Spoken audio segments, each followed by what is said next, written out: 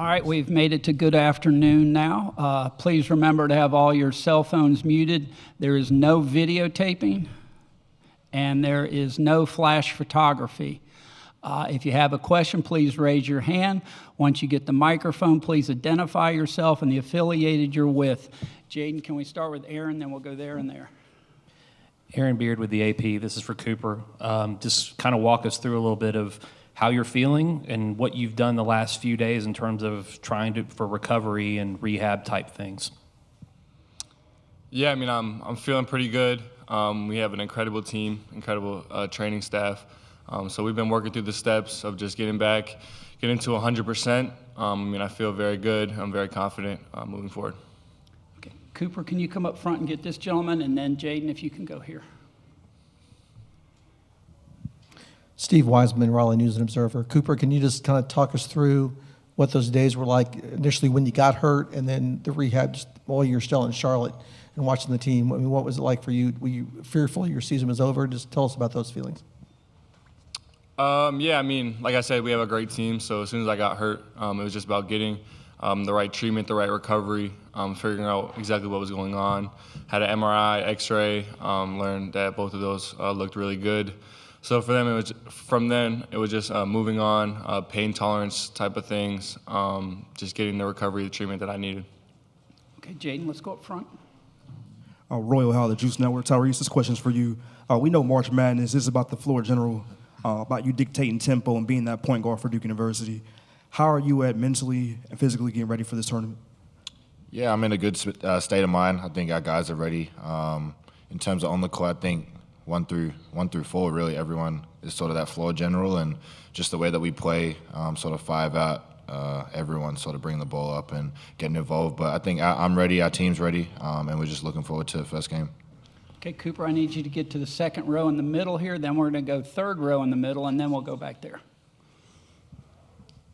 Connor O'Neill with Devils Illustrated. Tyrese, this is also for you. You've been through the process of winning a conference championship and moving on quickly to the NCAA tournament. What's the difference with this team than it was 2 years ago, and how quickly do you move on from Saturday night to now? Yeah, I think the biggest thing is it's 0-0 when the season starts over again, and I mean everyone's a champion coming into March. All the guys that are in the tournament have won their conference, and so everyone's on a high. And I think just staying level-headed is a big thing, and just focusing on us is a really big thing moving forward. Okay, Cooper, third row in the middle, and then Jaden will go back there. Graham Hill, 99.9 The Fan. Cooper, Con, as you guys get ready to play in your first NCAA tournament, how do you feel the overall season has prepared you as a whole? Con, could you answer that first, please? Yeah, I mean, I think we've been a lot of tough games, especially recently, tough physical games. So I think that'll prepare us for the physicality of the tournament. But also, Coach did a great job non-conference, getting us to play a bunch of good teams. So we'll be ready for any team that's going to play us. Cooper, do you have anything to add? Yeah, I would just say to what Colin said, just our schedule all year long. Our thing has just been about getting better every single day. So I think that we've done a good job of just moving forward and trying to get better every single day. Okay, Jaden, can we go in the back there, and then we'll come up to the second row here and get you. Yep. Excuse me, David Hale with ESPN. Cooper, I'm just curious, how much have you been able to practice over the last few days? And then physically, do you expect to maybe take it a little lighter when you first get back on the court, or do you feel like you'll be full go tomorrow? Yeah, so, I mean, from the start of the week, it was kind of like a build-up of jumping back into practice, getting back to 100%, doing some individual things with some of the coaches on the side. And then I was back in full practice yesterday. So, I mean, I feel really good. I'm really confident about going 100% tomorrow. Okay, Cooper, can you come up front here in second row in the middle there? Brendan Marks from The Athletic. Yeah, Cooper, not to relitigate the injury again, but when you did go down, what was your vantage point in that play against Georgia Tech? What did you see happen, and sort of what was going through your head at that moment? Yeah, I mean, just kind of went up for a rebound, kind of came down, landed on the player's foot and twisted my ankle. I mean, I've twisted my ankle a good amount of times, growing up. I feel like most basketball players go through something like that. So it's kind of just about figuring out how severe it is and how it feels to see if you can just get up and walk it off. But obviously it was definitely more than that, so I had to go to the back. Jaden, right back there standing up, please. Hey, Cooper, Evan Abramson, Spectrum News 1. How much confidence did it give you in guys like Khan and Tyrese and even Sion when you were out having to watch everything happen from the side that they were able to execute everything so flawlessly? I mean, whether it's about UNC and that the game before the tournament or even in the tournament, just being able to get that extra help, see them, whether it's foul trouble or the injury, to carry Duke. Yeah, I mean, I think that was really good for us to go through and kind of have that experience. Obviously, I hated every second of not being able to be out on the court, but these guys made it really easy for me to kind of sit back and just watch them execute, watch them go out there and dominate the other team. So they definitely made it easy for me. Okay, Cooper, front row here.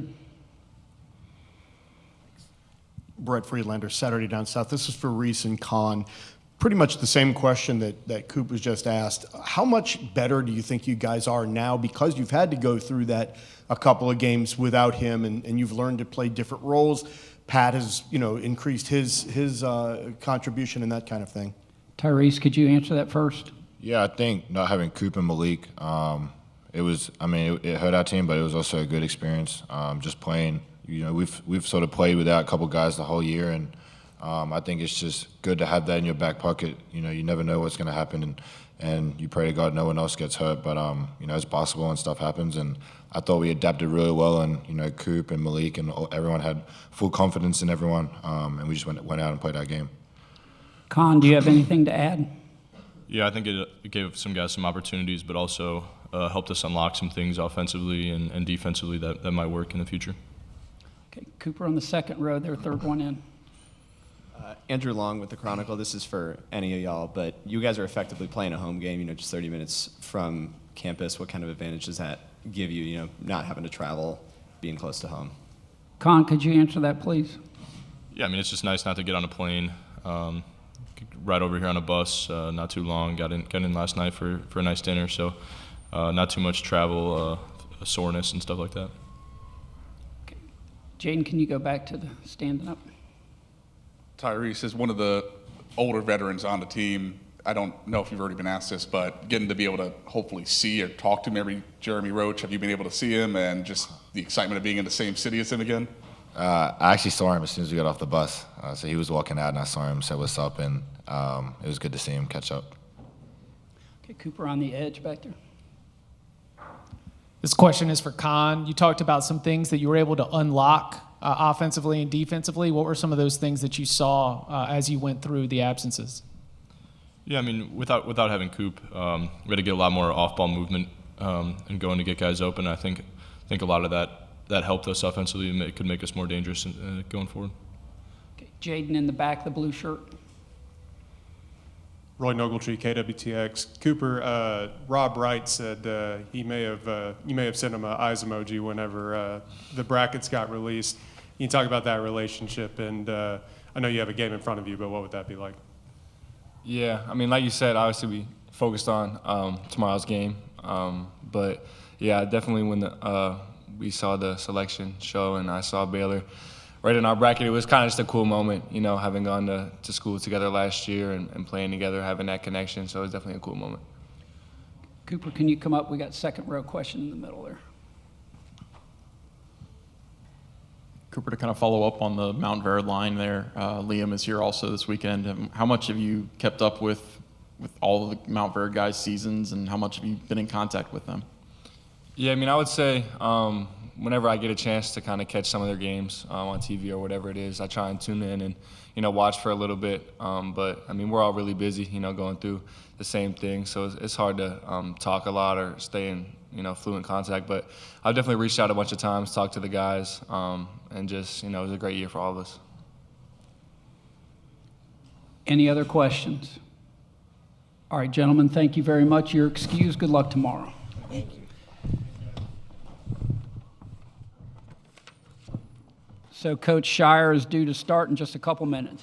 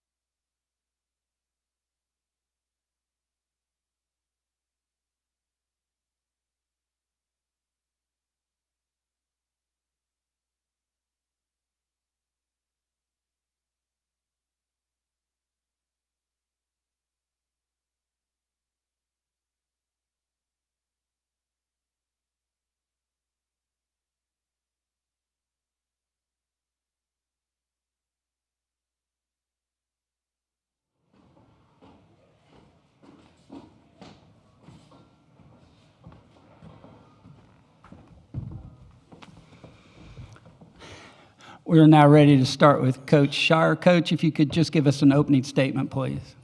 Well, my thing is all about what a privilege to be here. You know, it's I'll never take for granted the opportunity to play in the NCAA tournament for our guys, to coach in it.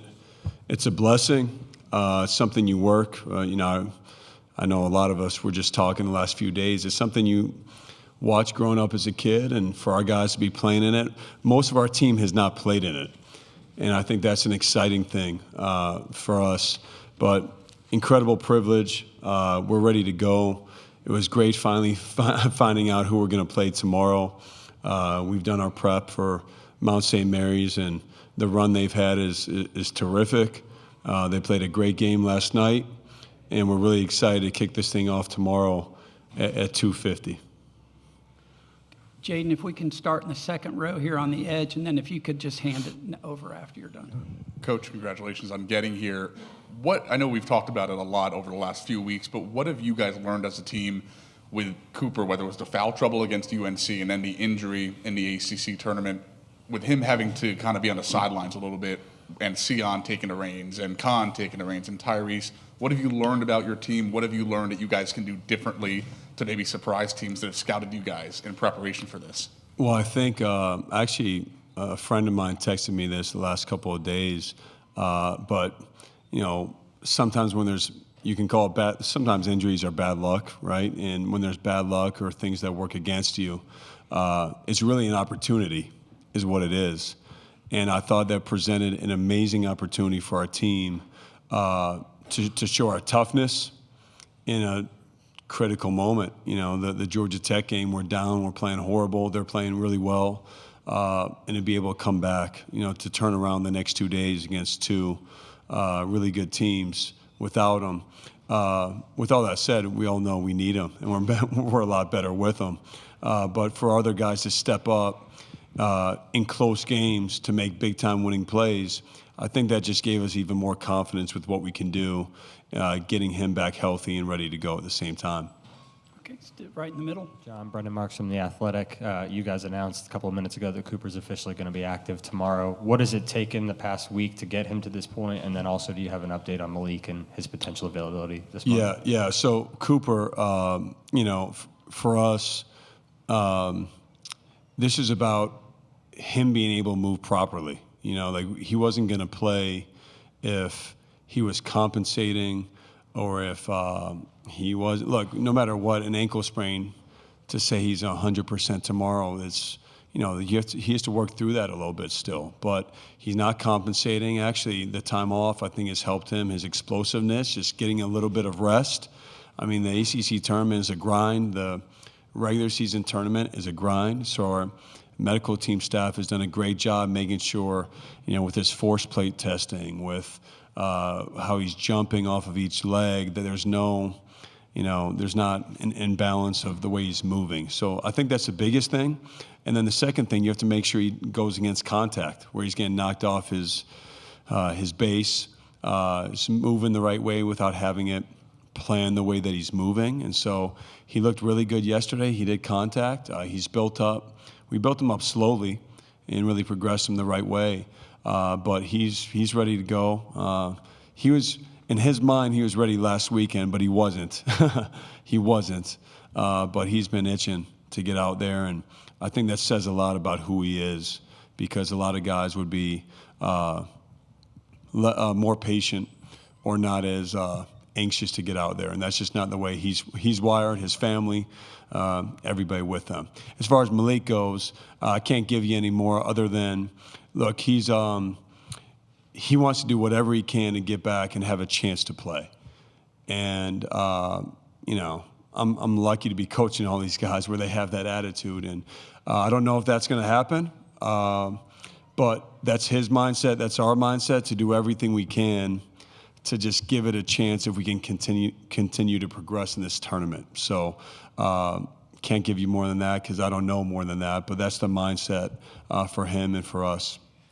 Okay, Cooper, can you come around all the way to the front? We're going to go in the middle here. No, one more. There you go. And then we're going there, and then there.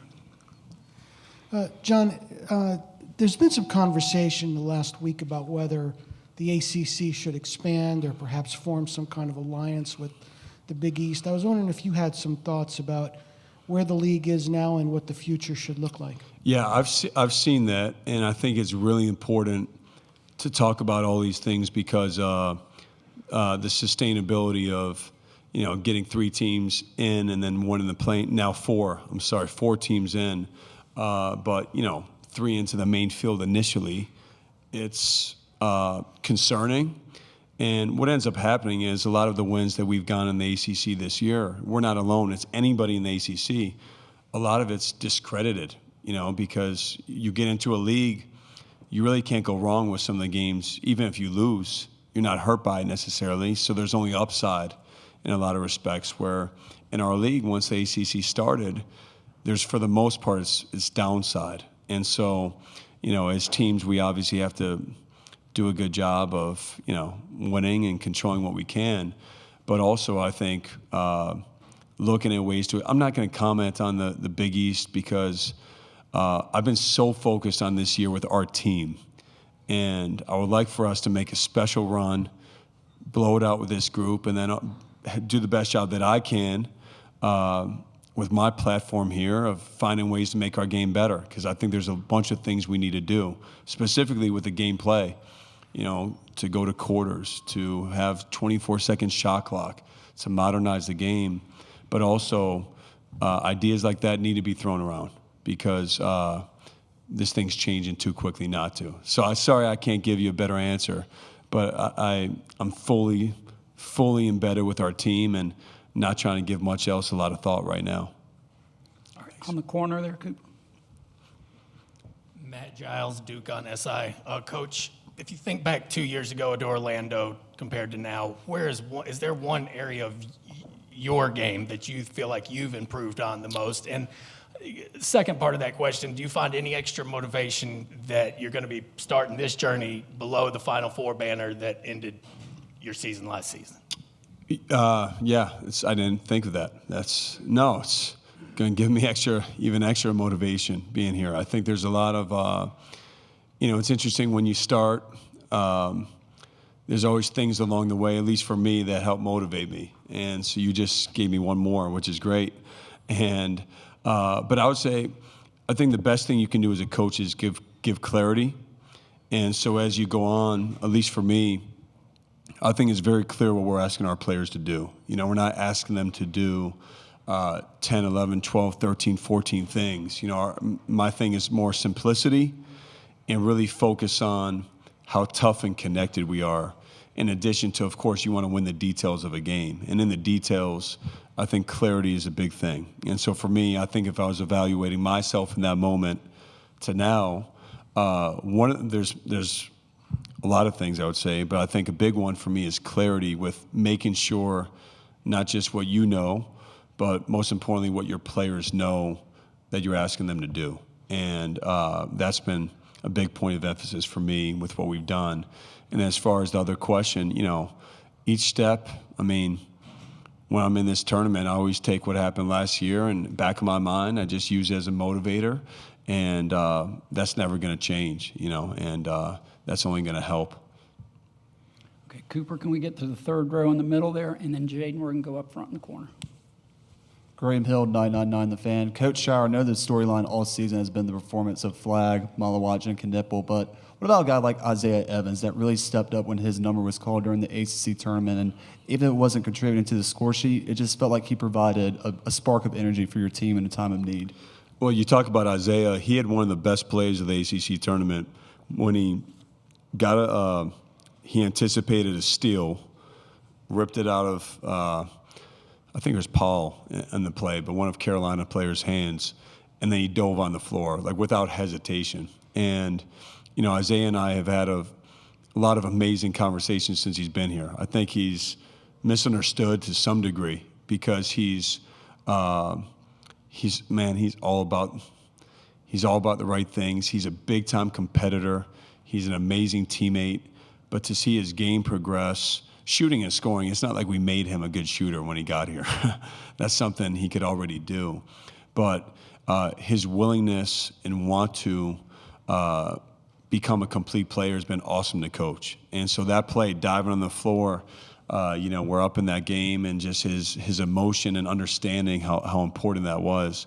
I was really proud of him. He's been in some crucial moments for us, made some big-time shots, but his whole game has progressed because he works on it, he takes coaching, and he has the great balance of being very confident in his ability, but also having great humility and being very objective with analyzing what he can do better and needs to do better. So I've loved coaching Isaiah Evans, man. He's been awesome.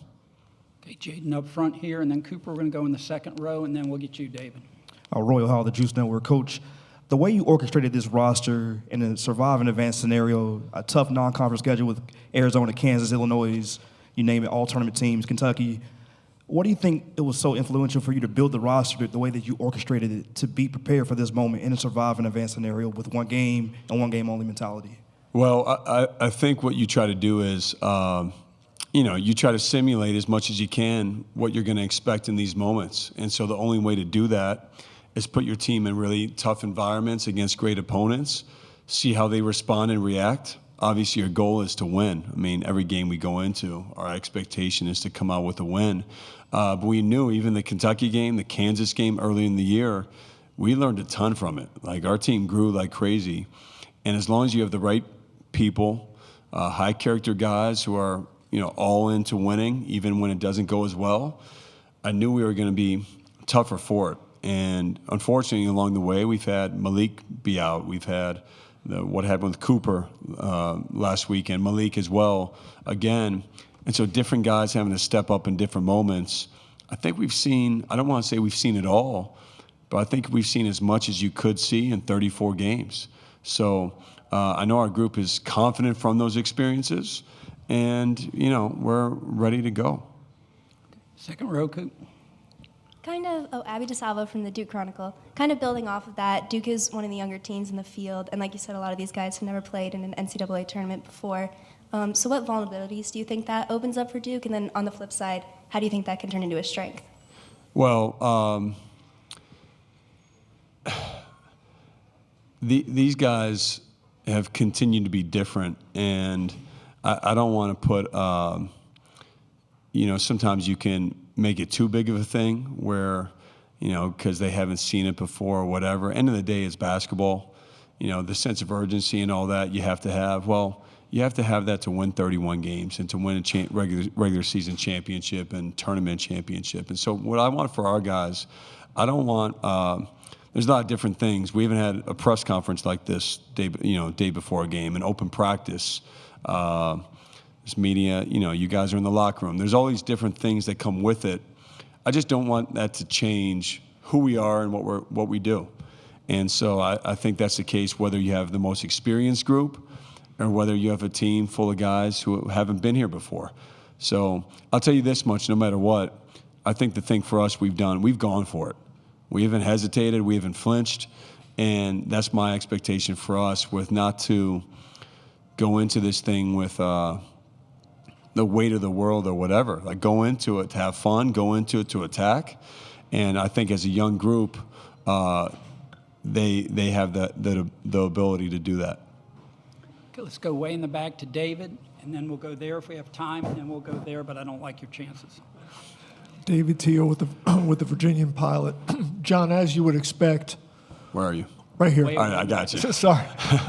As you'd expect, without Malik and Cooper, your defensive metrics in the ACC tournament weren't as good as they were, as exceptional as they were during the regular season. What, as you watched the video, was different or lacking in Charlotte? Well, you're missing two of your best activity guys. I mean, they're the two most versatile defenders in the country, and they're on the same team. And so you miss the flexibility sometimes you would have with them, but also the steals and the deflections. And so being able to turn some defense into offense wasn't there. But to be honest with you, David, I thought, look, we're playing Carolina, and they have 24 points at halftime. And that second half, we just gave them a ton of transition. A lot of that came from not being as strong as we needed to with the ball. I thought our defense against Louisville was really good.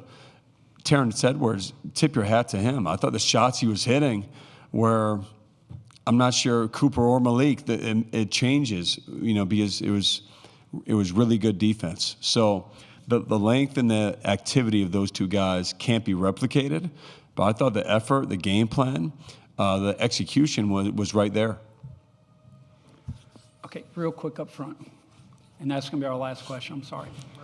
Saturday down south. John, Duke has lost 7 of the last 11 times they've played in this building, including an NCAA tournament game. Is there any rhyme or reason to that other than the fact that you're playing a rival and there's a lot of other things that go into that kind of thing? I don't think so. I think it's just the fact that, 7 of the 10 are road games, are they not? So, obviously I was here for the one game in the tournament as a coach. That was my first year back, which was we didn't do a good enough job that day, and Mercer did.